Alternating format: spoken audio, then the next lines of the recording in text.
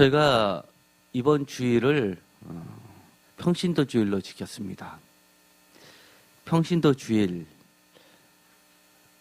제가 이미 여러 차례 말씀을 드렸죠. 사실 평신도에서 이 평자가 우리가 많은 오해를 하게 만드는 단어이기도 합니다. 마치 우리나라는 조선시대에 계급이 있었기 때문에 평민, 양식의 어떤 계급을 나타내는 듯한 인상을 주기 때문입니다. 그래서 사실 그 번역을 저는 별로 좋아하지 않습니다. 물론 여러 가지 이유들이 있습니다. 이 평자를 쓴 거는 로마 카톨릭을 보면 쉽게 알 수 있습니다. 이 기독교가 국교로 4세기 때 정해지면서 또 기독교가 공인이 되고 이 신약성경도 세워짐으로써 그때 하나로 다 모여져서 성경은 이런 것이다 라고 하면서 구약과 성경을 묶어서 정경이라는 것을 구성하게 됩니다. 이미 로마는 여러 지역으로 나눠져 있었기 때문에 통합하는 데 있어서 종교는 필수적이었습니다. 원래 로마는 그리스 때부터 다신교의 바탕위에서 생성되었다고 할 수 있습니다. 그러나 그 문화 자체를 근본적으로 사실 바꾸게 된 것은 기독교를 받아들이면서 종교를 통일시키는 데 있었고, 또 그 종교가 로마라는 제국을 무려 1000년 동안 유지시키는 비결이 되었었던 것도 우리는 인정해야 됩니다. 그러다 보니까 천주교가 로마의 그런 권력 구조를 많이 받아들이게 됩니다. 그래서 기독교 역사학자들이 그것을 비판하는 데 있어서 기독교가 공인이 된과 동시에 기독교는 세속화되었다라고 그렇게 강조를 합니다. 차라리 없었으면 나을 뻔했던 그런 계급 제도가 결국은 그리스도의 영의 활력 있고 생동감 있고 생명력 있고, 그리고 누구나 하나님을 믿고 예수 그리스도를 주라고 인정하는 모든 신도들이 성령을 통해서 직접 교통하는 것을 마치 가로막고 있는 듯한 인상을 줍니다. 그렇지만 저는 이 평신도와 로마 카톨릭에서 이야기하는 것처럼 사제지간을 나누는 것으로 이해하고 싶지 않습니다. 이미 이런 평신도의 개념이 성경에 들어가 있기 때문인데, 사실은 평신도라는 말보다는 성도라는 말이 훨씬 좋습니다. 빌립보서 1장 1절을 다 같이 읽겠습니다. 그리스도 예수의 종 바울과 디모데는 그리스도 예수 안에서 빌립보에 사는 모든 성도와 또한 감독들과 집사들에게 편지하노니 라고 되어 있습니다. 여기서도 보면 성도라고 그랬지 예를 들어서 평신도라는 말은 사실 쓰지 않습니다. 아마 이 평신도라는 개념은 우리나라에 조선시대 때 들어오면서 좀 잘못 들어온 듯한 느낌을 받습니다. 사실 이 평자는 이런 계급을 나타내는 데 쓰여지는 말이라기보다도 하나님의 보편적 사랑을 나타내는 단어로 써야지만 올바르다고 할 수 있습니다. 그럼에도 불구하고 이 빌립보서는 여기에 1절에 보면 성도, 감독들, 집사들에게 편지하노라 라고 되어 있어서 어떤 계급적인 인상을 줍니다. 이것이 바로 빌립보서 1장 1절과 2절이 하나의 인사말처럼 되어 있는데, 서두로 되어 있는데, 이 부분이 사실 학자들 사이에서는 매우 논란이 되고 있는 부분입니다. 왜냐하면 바울이 있었던 시대, 사실 바울의 편지들은 복음서가 최초에 쓰여진 게 마가복음이라고 할 때 빨리 보는 사람은 AD 65년입니다. AD 70년대에 예루살렘 성전이 무너졌고, 늦게 보는 사람은 75년으로 보고 있습니다. 쉽게 말해서 예루살렘 성전이 무너질 때 모두 다 흩어지게 되는데, 그 전후에 마가복음이 쓰여졌다고 보는 겁니다. 그거보다도 이 빌립보서는 훨씬 일찍 쓰여졌습니다. 바울 서신들이 대부분 50년을 기점으로 해서 대거 등장하기 때문에 이 빌립보서는 그거보다 짧게는 거의 약 20년이라는 기간에 일찍 쓰여졌던 것입니다. 그 당시에 이것이 어떤 감독과 집사의 계급을 만들었던 이런 서열이 존재했었던 때였냐라고 볼 때 학자들은 다 아니라고 보고 있기 때문입니다.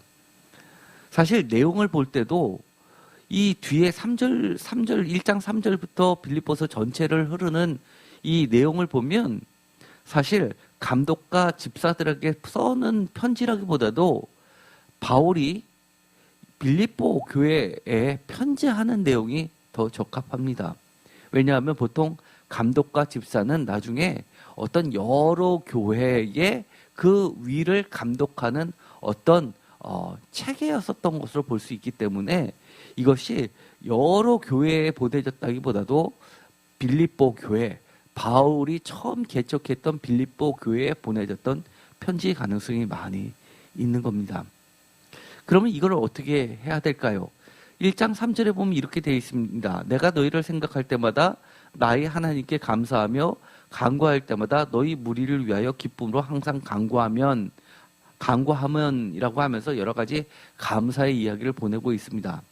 이처럼 빌립보 교회에다가 여러 가지 감사와 당부와 목회적 편지를 썼는데 이것이 정경화될 때 쉽게 말해서 4세기쯤 됐을 때 여러 바울의 영향을 받았던 교회와 후예들이 이 편지를 묶으면서 정경으로 집어넣는 과정을 통해서 이것이 모든 교회에 귀감이 될 만한 편지로서 이 1장 1절에서 2절을 붙이면서 모든 교회들이 회람하면서 마치 성경의 권위를 통해서 그들에게 읽히게 하기 위한 목적으로 집어넣었던 것으로 보고 있습니다. 그렇다는 이야기는 이 빌립보서는 우리가 생각하는 것보다 어떤 형식적이라기보다도 매우 친밀하고 사적인 부분을 많이 거론하고 있습니다.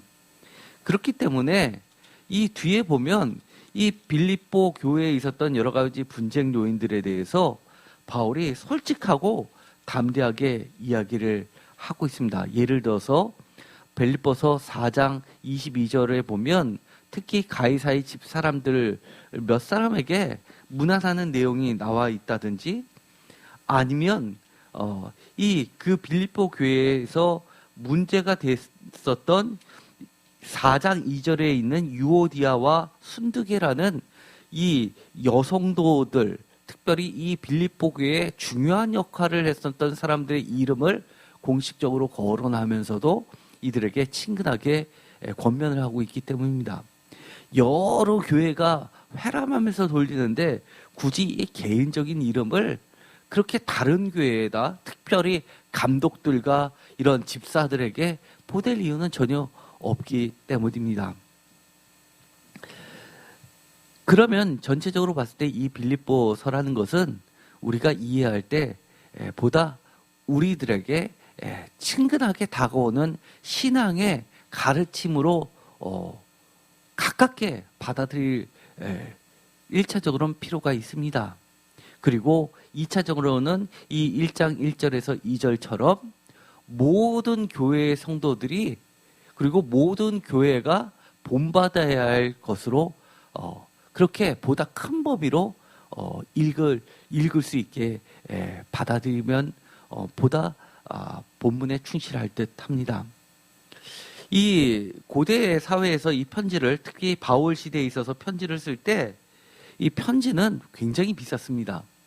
예를 들어서 고고학을 통해서 여러 가지 이때 시대의 편지들이 쓰레기 더미에서 이렇게 발견되는 것을 보게 되면 예를 들어서 파피루스 조각 같은 것들 그런 것들을 보면 그거보다 더 비싼 건 사실 양피지죠.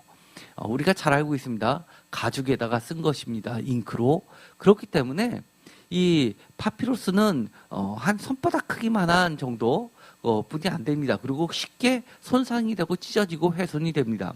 반면에 양피지로 된 거는 비쌌습니다. 물론 이게 두루마리처럼 그렇게 되어 있지 않고 매우 짧은 것들입니다. 그렇다는 이야기는 이 빌립보서만 보더라도 여러 개의 편지가 하나로 묶어졌다는 것을 쉽게 알 수 있습니다. 흔적들도 많이 남아 있습니다. 예를 들어서 3장 1절입니다. 3장 1절을 다 같이 읽겠습니다. 끝으로 나의 형제들아 주 안에서 기뻐하라. 너에게 같은 말을 쓰는 것이 내게는 수고로움이 없고 너희에게는 안전하니라. 아멘. 3장 1절을 보면 상반절과 하반절이 명확하게 구분이 됩니다. 끝으로 나의 형제들아 주 안에서 기뻐하라 라는 것은 끝인사에 해당하는 겁니다. 너에게 같은 말을 쓰는 것이 내게는 수고로움이 없고 너에게는 안전하니라 라고 하면서 무엇인가 새로운 이야기를 시작하면서 그 뒤에 내용들이 길게 나옵니다. 끝으로 하는 말치고는 3장 4장 이어지는 것이 앞에 1장과 2장에 거의 양이 비슷합니다. 그렇다는 이야기는 이것도 사실 분리된 편지였는데 묶으면서 하나로 다 통합됐다고 봅니다. 그래서 학자들은 이것이 여러 개의 편지가 묶여졌다라고 보고 가장 크게 보는 사람도 2개, 이처럼 3장 1절을 기준으로. 그래서 하나는 옥중에서 쓴 편지, 또 하나는 옥에서 나와서 다시 빌립보 교회를 방문한 다음에 빌립보 교회의 상황을 좀 더 지켜본 다음에 거기서 있었던 이야기들을 들었던 것을 눈으로 확인하고 그러고 나서 다시 그들에게 정확하게 편지를 쓴 내용으로 크게 나누고 있습니다. 그래서 이 뒷부분에 보면 여러 가지 이야기들을 하고 있는데 그 내용이 보면 굉장히 구체적이라는 것을 알 수 있습니다. 그리고 이 내용이 우리가 보면 고개를 갸우뚱하게 만들 정도의 이야기들이 많이 있습니다. 어떤 것들이 과연 고개를 갸우뚱하게 만들까요? 사실 오늘 3장을 다 같이 우리가 읽었습니다. 그리고 제가 주일날에도 평신도 주일날 본문으로 썼던 내용이 바로 3장 17절에서 마지막 절까지 말씀입니다. 이 3장 17절에서 마지막 절까지 말씀,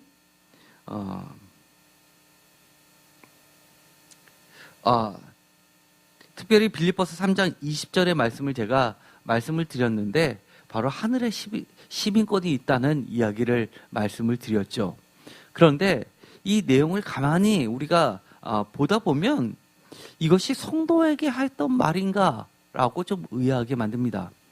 제가 평신도주의라고 관련돼 가지고 좀 더 이 말씀을 드리고자 하는 요점입니다.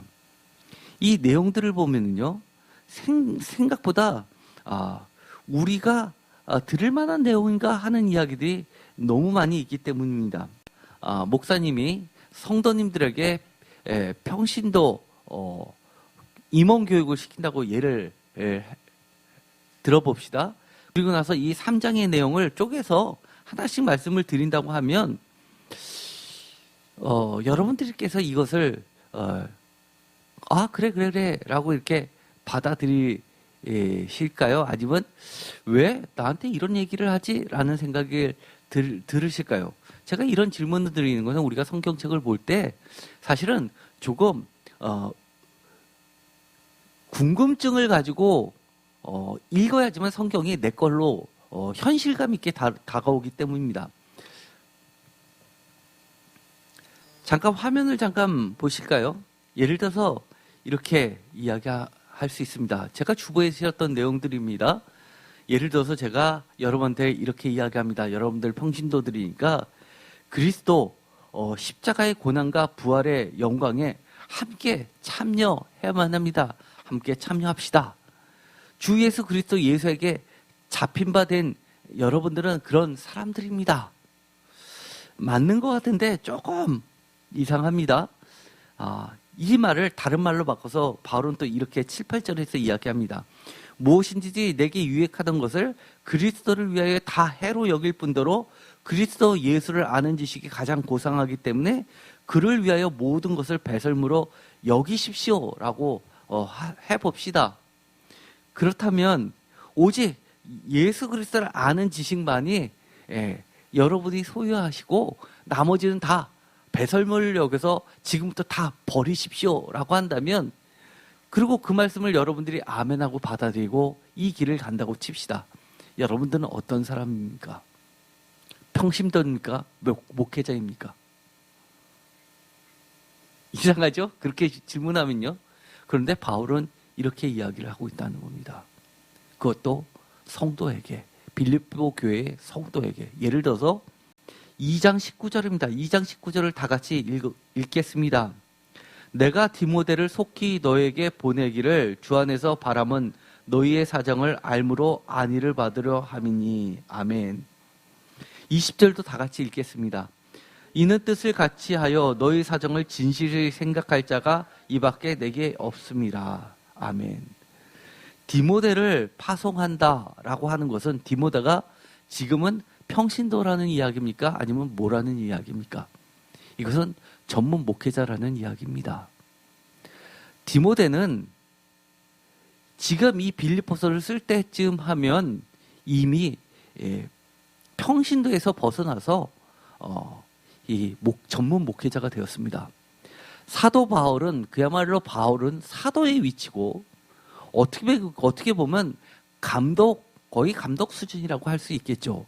그러나 사도라는 말은 나중에 감독 위에 있는 자로 자리매김을 하게 됩니다. 장로보다도 더 위라는 이야기죠. 디모데는 집사 수준입니다. 그 당시에 집사는 전문 목회자를 이야기합니다. 우리들이 생각하는 일반 스데반 집사가 평신도 절대 아닙니다. 전문 목회자입니다. 그렇기 때문에 이 디모데는 빌립보 교회의 목회자로 파송을 받는 겁니다. 그런데 왜 파송을 하냐면 그들의 사정을 아주 잘 알 뿐만 아니라 또 너희들을 진실히 생각할 사람이 디모데 말고는 없다. 디모데 이상 여러분들을 잘 목회할 사람이 없다는 것을 이야기합니다. 사실 디모데는요, 이 빌립보 교회가 개척했을 때 얼마 시간이 많이 지난 다음에 디모데가 바울 팀에 같이 합류된 것이 아니라 디모데가 합류하고 나서 얼마 안 있어서 같이 간 곳이 빌립보입니다. 그렇기 때문에 처음에 이 디모데와 바울이 빌립보 교회를 개척했을 때는 분명히 빌립보 교회 사람들 눈에 비춰 봤을 때는 디모데는 여전히 자기네들과 그렇게 큰 차이를 못 느끼는 평신도였을 겁니다. 그런데 어느 순간 디모데는 전문 목회자로 추앙을 받게 됐고 그만큼 성장을 했다는 이야기가 됩니다. 그런데 지금 바울이 빌립보 교회에 쓰고 있는 내용들을 한번 하나씩 살펴보도록 하겠습니다. 12절입니다. 3장 12절. 내가 이미 얻었다 함도 아니요 온전히 이루었다 함도 아니라 오직 내가 그리스도 예수를 잡힌 바 된 그것을 잡으려고 달려가노라 라고 이야기하면서 그들도 그렇게 되기를 간절히 원하고 있습니다. 쉽게 말해서 빌립보 교회의 성도들이 자기처럼 그리스도 예수에게 온전히 붙잡혀서 그리고 그리스도 예수를만을 향해서 그냥 있는 것이 아니라 그럭저럭 섬기는 것이 아니라 달려가라고 권면을 하고 있습니다. 평신도에게. 이 빌립보 교회를 보면은 바울이 정말 어마어마한 이야기들을 많이 합니다. 정말 이래도 될 정도인가? 라는 말을 합니다. 예를 들어서 바울은 정말 그리스도의 심장을 갖고 있다라고 자신 있게 이야기하는 사람입니다. 1장 8절에 보면 내가 예수 그리스도의 심장으로 너희 무리를 얼마나 사모하는지 하나님이 내 증인이시라. 하나님의 이름까지 들먹이면서 얘기를 할 정도입니다. 저는 여러분들을 사랑하지만 정말 하나님이 내 증인이 되신다라고 이야기하면서 내가 이강민의 사랑이 아니라 예수 그리스도의 심장으로 사랑한다라고 이야기를 할 수 있을까요? 그리스도의 심장으로 라고 말을 쓸 정도면 조금 부끄럽습니다. 심지어 제 아내에게도 내가 그리스도의 심정으로 당신을 사랑한다. 하나님이 나의 증인이시다. 라고 이야기할 수 있을까요? 그거 쉽지 않습니다. 그렇지 않나요? 그거보다는 조금 미치지만 세상에 둘도 없이 당신을 사랑해 라고는 저는 당당하게 이야기할 수 있습니다. 하나님이 내 증인이시다 라고도 얘기할 수 있습니다. 그 차이를 아실 수 있겠죠. 여러분이 여러분의 자녀를 그리스도의 심장으로 사랑하십니까? 하나님이 증인이라고 대놓고 이야기하실 수 있습니까? 부모의 심정으로는 사랑합니다. 세상에서 이들을 사랑하는 사람이 내 자녀를 사랑하는 심정이 서열별로 쭉 쓰라 그러면 내가 1등입니다. 라고는 이야기할 수 있을 겁니다. 뿐만 아니라 제가 빌립보서를 보면서 아니 바울 서신 전체 아니 성경 전체를 보면서 감히 이런 말을 해? 라고 놀라는 부분이 있습니다. 여러분 아주 잘 알고 있는 말씀이죠. 3장 17절입니다. 다 같이 읽겠습니다. 형제들아 너희는 함께 나를 본받으라. 그리고 너희가 우리를 본받은 것처럼 그와 같이 행하는 자들을 눈여겨보라. 어마어마하죠?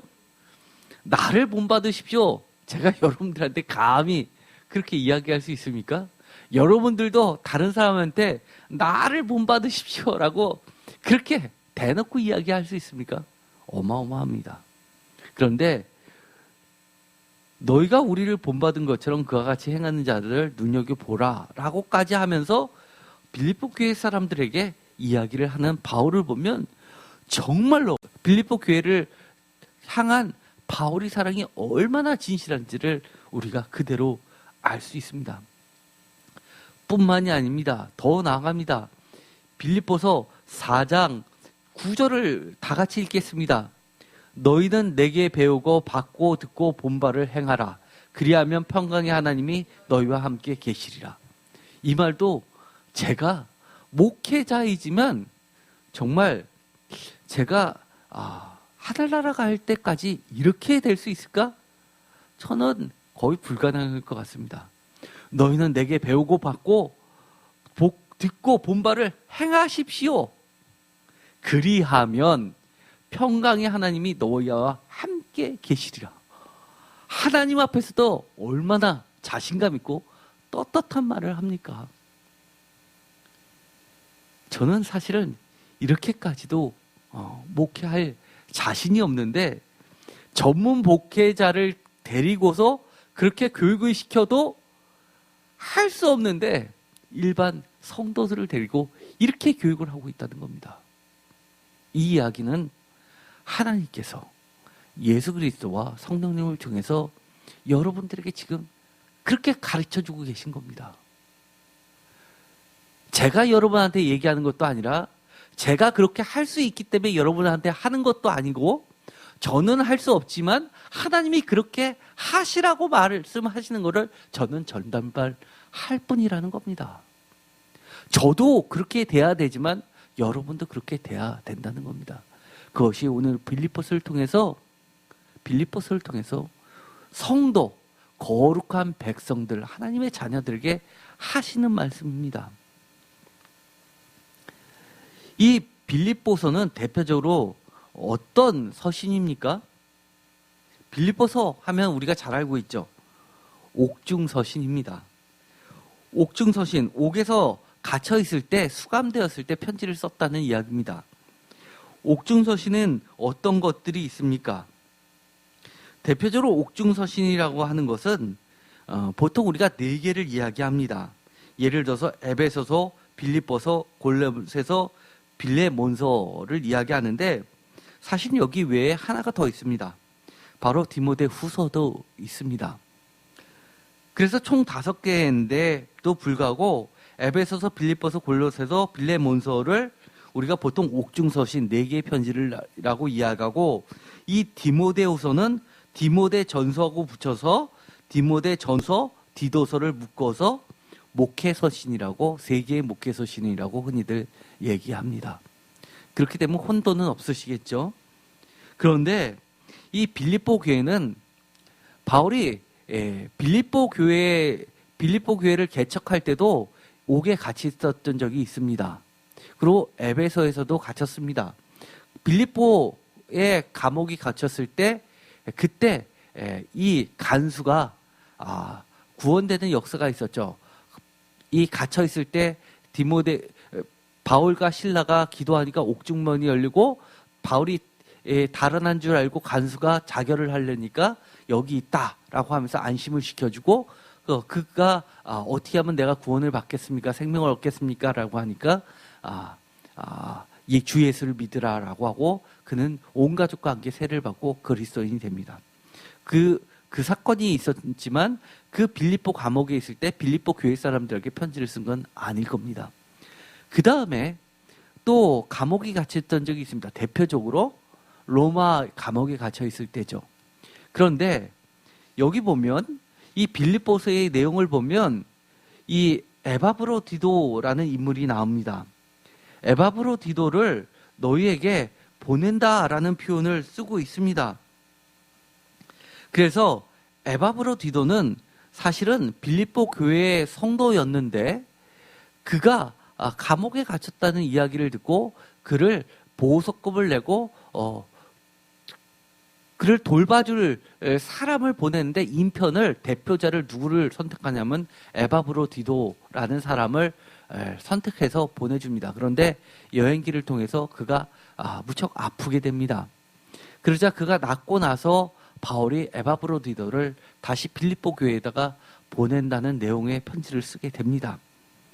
그렇기 때문에 비교적 거리는 떨어져 있지만 그렇게 배를 타고 갈 정도 그렇게 멀리 떨어져 있는 그렇게 위험한 거리는 아니었을 것으로 봅니다. 그래서 로마와 이 빌립보 지역은 굉장히 먼 거리였기 때문에 로마는 아닐 것이다 라는 것이 학자들의 견해입니다.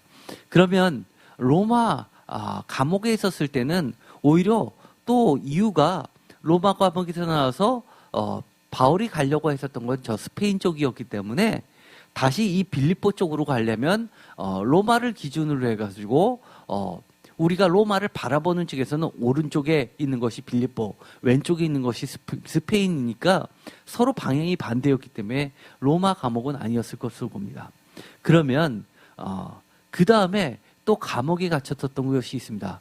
이 바울이 예루살렘으로 헌금을 가지고 가는데 예루살렘에 갔다가 소동이 일어나서 예루살렘에서 가까운 가이사라의 감옥에 갇히게 됩니다. 그때 편지를 썼을 것이다 라고 보는데 그거보다는 조금 더 가까운 지역이었을 것으로 보는데 빌립보에서 그나마 제일 가까운 것이 바로 에베소입니다. 빌립보에서 조금만 더 가면 에베소가 있었기 때문에 그렇게 자주 왔다 갔다 할 수 있는 거리는 바로 에베소라 볼 수 있습니다. 가이사라는 그거보다도 배가 넘게 길기 때문에 좀 쉽지 않았을 것으로 봅니다. 그래서 에베소에서 감옥에 갇혀 있었을 때 이 빌립보 사람들에게 편지를 썼을 것으로 보게 됩니다.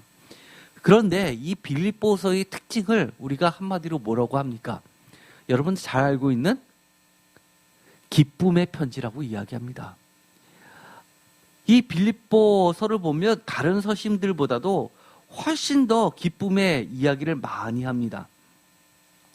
예를 들어 볼까요? 빌립보서 1장 4절에 보면 간구할 때마다 너희 무리를 위하여 기쁨으로 항상 간구하면 이라고 되어 있습니다. 또 빌립보서 1장 25절에도 내가 살 것과 너희 믿음의 진보와 기쁨을 위하여 너희 무리와 함께 거할 이것을 확신하노니라고 기쁨을 이야기합니다. 빌립보서 2장 4절에도 각각 자기 일을 돌봄 붙들어 또한 각각 다른 사람들의 일을 돌보아 나의 기쁨을 충만하게 하라라고 이야기합니다. 빌립보서 2장 29절에도 이러므로 너희가 주 안에서 모든 기쁨으로 그를 영접하고 또 이와 같은 자들을 존귀히 여기라. 빌립보서 4장 1절 그러므로 나의 사랑하고 사모하는 형제들 나의 기쁨이며 면류가 아닌 사랑하는 자들아 이와 같이 주 안에서 서라라고 하면서 기쁨의 이야기가 많이 나옵니다. 또 제가 화면에도 띄어나왔지만 빌립보서 1장 18절 그러면 무엇이냐 거칠어로 하나 참으로 하나 무슨 방도로 하든지 전파되는 것은 그리스도니 이로써 나는 기뻐하고 또한 기뻐하노라 라고 이야기합니다. 빌립보서 2장 17절에도 만일 너희 믿음의 재물과 섬김 위에 내가 나를 전제로 드릴지라도 나는 기뻐하고 너희 무리와 함께 기뻐하리니. 나의 희생도 너희를 위하면 기쁨이 된다고 이야기합니다. 빌립보서 2장 18절 이와 같이 너희도 기뻐하고 나와 함께 기뻐하라. 빌립보서 2장 28절 그러므로 내가 더욱 급히 그를 보내는 것은 너희로 그를 다시 보고 기뻐하게 하며 내 근심도 덜려 함이니라. 빌립보서 3장 1절 끝으로 나의 형제들아 주 안에서 기뻐하라. 너희에게 같은 말을 쓰는 것이 내게는 수고로움이었고 너희에게는 안전하니라. 빌립보서 4장 4절 주 안에서 항상 기뻐하라. 내가 다시 말하노니 기뻐하라. 빌립보서 4장 10절 내가 주 안에서 크게 기뻐하면 너희가 나를 생각하던 것이 이제 다시 싹이 남이니 너희가 또한 이를 위하여 생각은 하였으나 기회가 없음이니라. 여기 보면 빌립보서가 그렇게 기쁨의 이야기가 많이 나오는 것은, 그리고 이 기뻐하라는 것이 우리에게 큰 감동을 주는 이유는 바울은 누가 보기에도 기뻐할 수 없는데도 불구하고 그 다른 서신보다도 기쁨의 이야기를 많이 하고 있다는 겁니다. 내가 가장 어려울 때, 힘들 때 우리는 그 어려운 상을 버티려면 내가 정말 하고 싶었던 버킷리스트를 떠올리는 경우들이 있습니다. 또한 내가 가장 힘들 때 가장 행복했던 기억을 떠올리면서 그 어려움을 견디는 경우도 있습니다. 그러나 이 바울은 자신이 가장 감옥에 갇혀있고 힘들 때 누구를 생각하면서 마냥 기뻐할 수 있었냐면 바로 빌립보 교회의 성도들을 생각하면서 기뻐할 수 있었고, 그들이 다시금 이 빌립보서 4장 10절을 생각하면서 그들이 무엇인가 주저앉는 그런 믿음의 성장에서 멈춰선 것이 다시 싹이 나면서 성장하는 것을 생각하니 기뻐할 수밖에 없었습니다. 그러면서 이 빌립보서의 편지를 통해서 그들이 더 하나님 앞에 자기와 같이 자기를 본받으면서 달려가는 것을 기대하고 있었다는 겁니다. 다시 이야기하면 하나님께서 우리를 통해서 우리에게 편지를 보내면서 다시금 하나님이 기뻐하실 수 있는 것은 무엇일까를 우리는 생각해 보아야 된다는 겁니다. 어떻게 하면 우리가 하나님의 기쁨이 될 수 있습니까?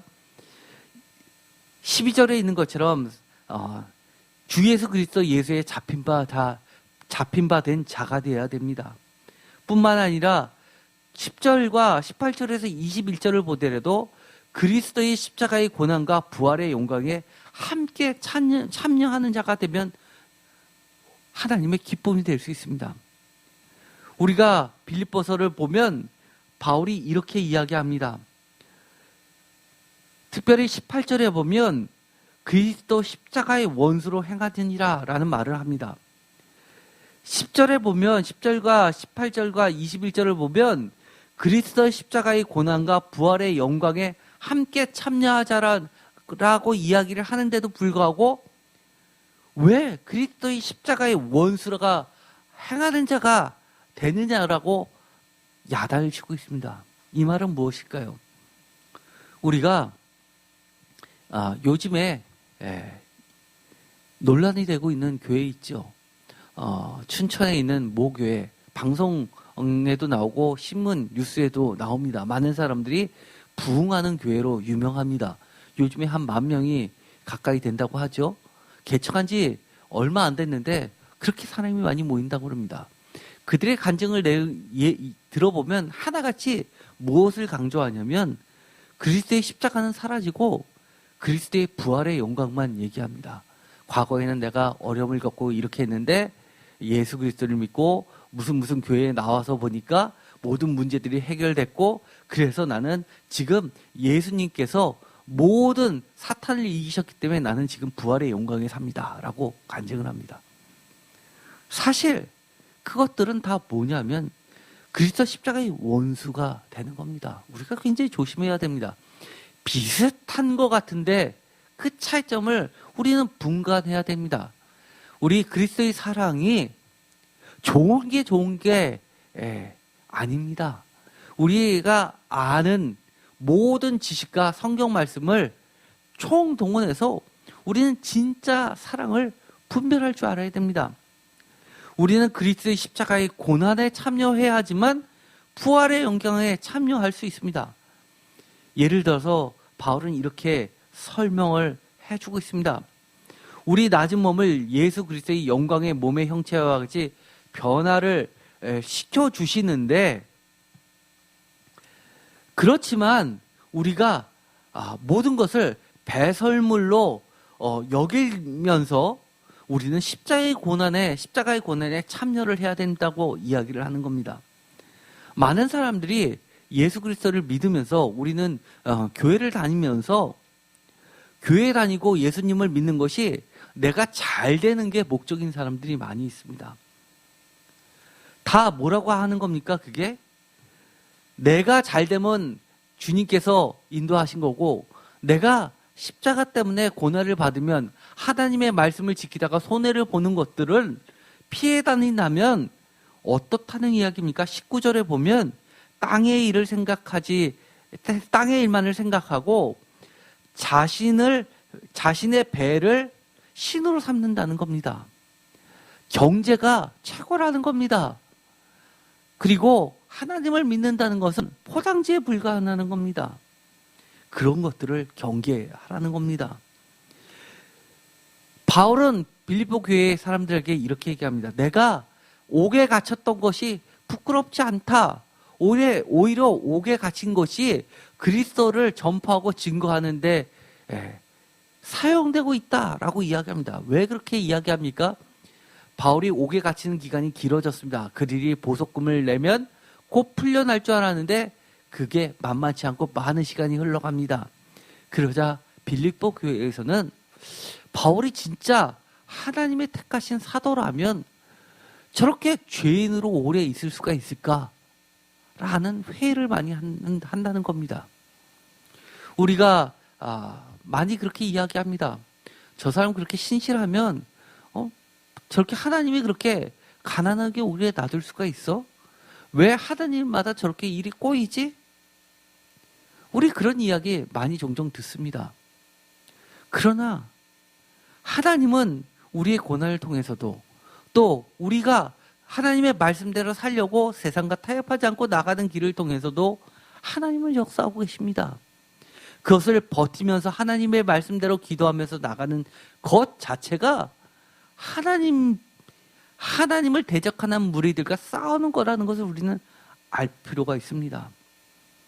그래서 우리는 그리스도 예수로 자랑하고 육체를 신뢰하지 아니하는 자입니다. 많은 교회들이 그렇게 이야기합니다. 사회에서 높은 자리 차지하고 남들이 부러워하는 일을 해야지만 복음 전파에 덕이 된다. 복음 전파를 하려면 사회에서도 높은 지위를 가져야 된다. 사실 비슷한 말이고 맞는 말 같지만 사실 그건 맞는 말 아닙니다. 우리가 소위 말해서 남들이 부러워하는 직업을 꼭 가져야지만 하나님께 영광을 돌리는 겁니까? 우리는 그런 생각부터를 사실은 버려야 됩니다. 육체를 신뢰하는 모든 것에서부터 우리는 자유로워야 됩니다.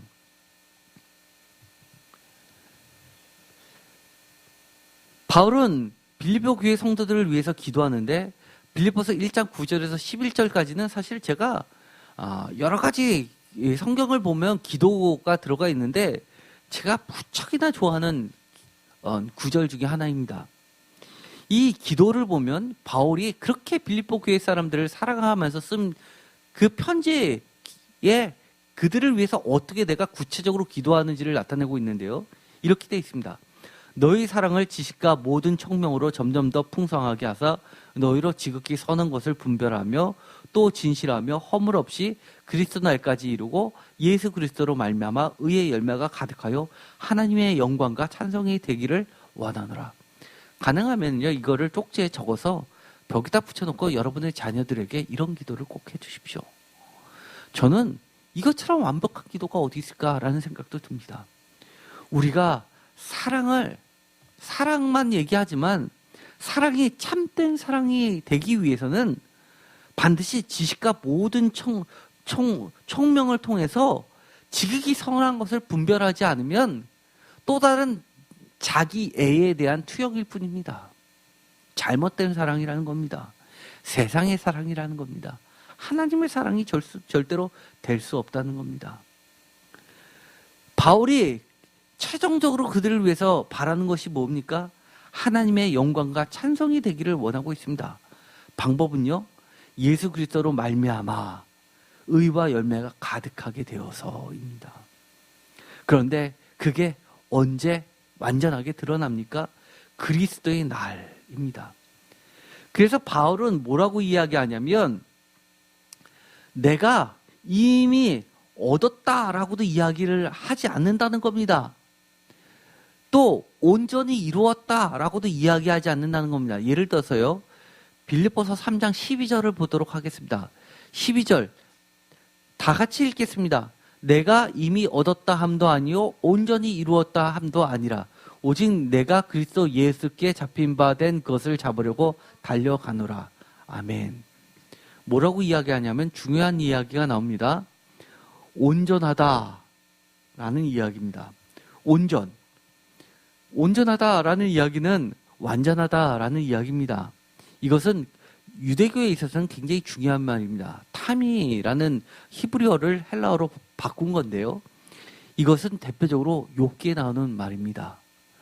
이 시대의 완전한 자, 하나님이 한편이 되신 유일한 사람입니다. 그리고 사탄과 하나님이 직접 싸우는 사람입니다.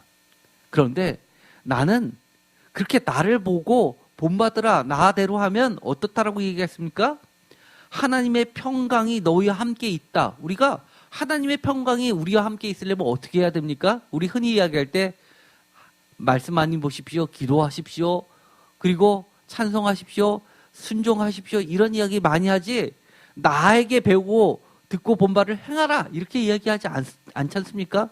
그럼에도 불구하고 내게 배우고 받고 듣고 본 바를 행하라라고 할 정도로 바울은 온전한 자입니다. 그런데도 불구하고 그는 온전히 이루었다라고 하지 않습니다. 그러면서 이미 구원을 얻었다라고도 하지 않고, 나는 오직 한 일은 13절에 보면 뒤에 있는 것은 잊어버리고 앞에 있는 것을 잡으려고 14절 표대를 향하여 그리스도 예수 안에서 하나님이 위에서 부르신 부름의 사랑을 위해서 달려간다라고 이야기합니다. 그래서 뭐라고 이야기하냐면 15절을 다 같이 읽겠습니다. 그러므로 누구든지 우리 온전히 이룬 자들은 이렇게 생각할지니 만일 어떤 일에 너희가 달리 생각하면 하나님이 이것도 너희에게 나타내시리라. 16절 오직 우리가 어디까지 이르렀든지 그대로 행할 것이다. 온전히 이룬 자들은 이렇게 생각하라는 겁니다. 그대로 행하라 라고 이야기합니다. 그러면서 나중에 이 바울은 뭐라고 이야기하냐면 너희의 구원을 이루라 라고 이야기합니다.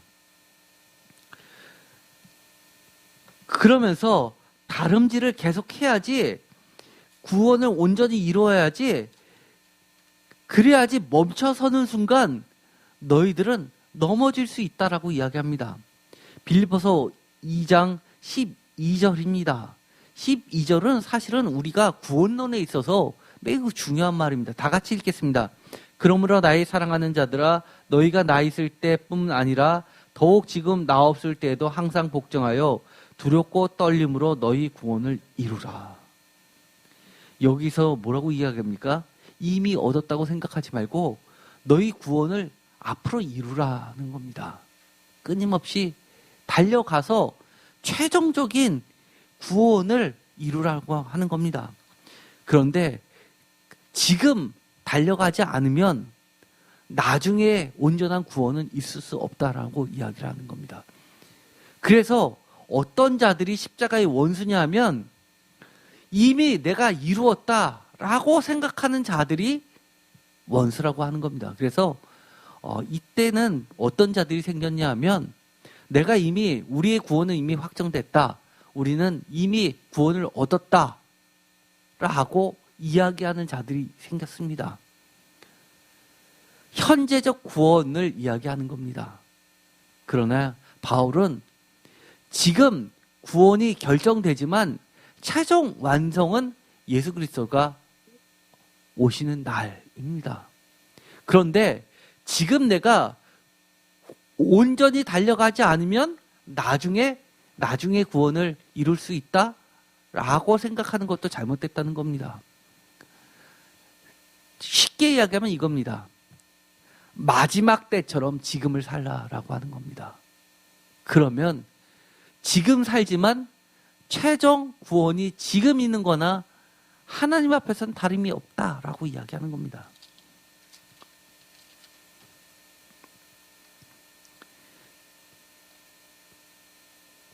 (4장) 3장 2절에 보면 아주 재미난 표현을 하고 있습니다. 세 가지를 이야기하는데요. 개들을 삼가하고 행악하는 자들을 삼가하고 몸을 상해하는 자를 삼가하라. 삼가하는 사람, 주의해야 될 사람 세 사람을 이야기합니다. 반면에 그것을 이기는 방법을 이야기합니다. 3절을 다 같이 읽겠습니다.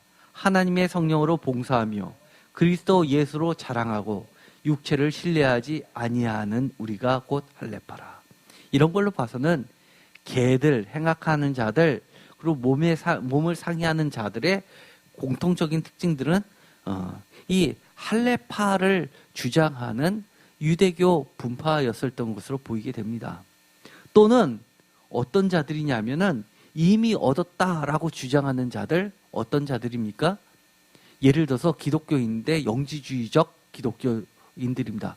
예수님께서 이미 십자가에 달려서 부활하셨으니까 영광의 몸을 들어가셨으니까 우리가 예수만 믿으면 우리는 이 땅에 살지만 이미 우리는 구원은 확정됐습니다 라고 이야기하는 자들입니다.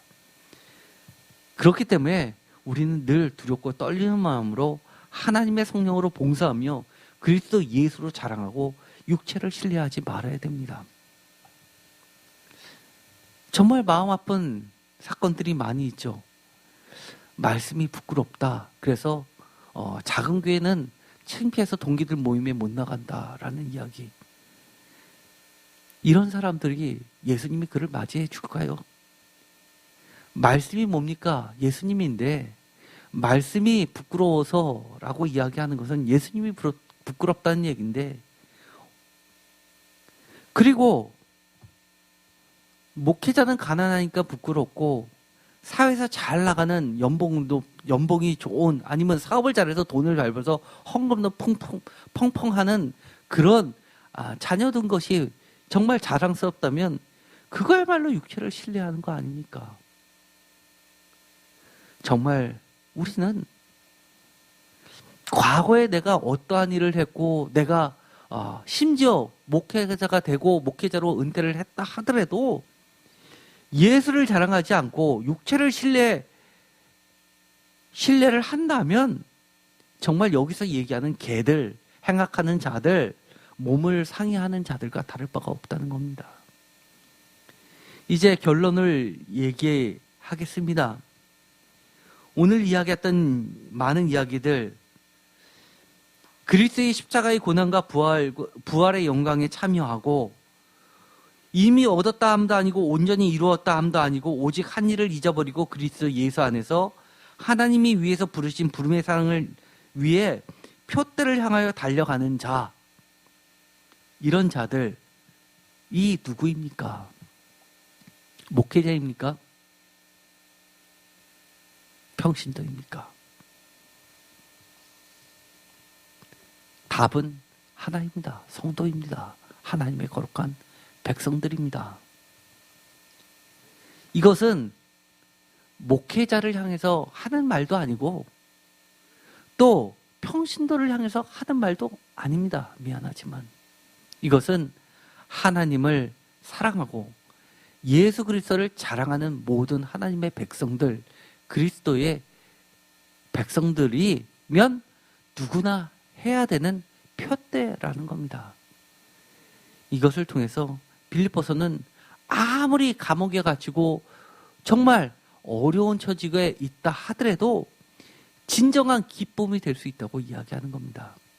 오늘 평신도 주일날 다 이야기하지 못한 나머지를 이야기하면서 여러분 삶 가운데 정말로 이 빌립보서처럼 기쁨이 가득한 여러분의 삶들이 되기를 간절히 바랍니다. 기도하고 마치겠습니다. 하나님 감사합니다. 하나님께서 우리에게 부탁하시는 그 말씀을 우리가 진정으로 새겨 듣게 하여 주옵소서. 어떤 계급이 아니라 서열이 아니라 또는 나는 평신도니까 이거는 목회자가 해야 할 것인지라고 생각하지 않게 하시고 하나님의 백성이면 예수 그리스도의 제자면 누구나가 다 주님이 원하시는 기쁨의 부탁이라는 것을 깨닫고 과거에 우리가 어떻게 했던 것은 뒤로 잊어버리고 예수 그리스도의 표대를 향해서 달려가는 자들이 되게 하여 주옵소서. 어떤 경우에라도 육체를 신뢰하지 않고 예수 그리스도를 자랑하면서 살아가게 하여 주옵소서. 예수 그리스도의 이름으로 기도드렸습니다. 아멘.